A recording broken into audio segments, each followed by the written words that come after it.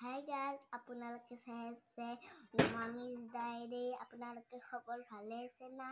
আৰু ভাত খালে নে? আৰু আপোনালোকে মোৰ ভিডিঅ'টো চাই থাকিব। মই বনাব নাজানো, মোক লাইক শ্বেয়াৰ চব কৰি দিব। ইয়াৰ পিছত মোক চব লাইক শ্বেয়াৰ কৰি দিব। তাৰপিছত বহুত লাইক কৰি দিব, মৰম দিব। তাৰপিছত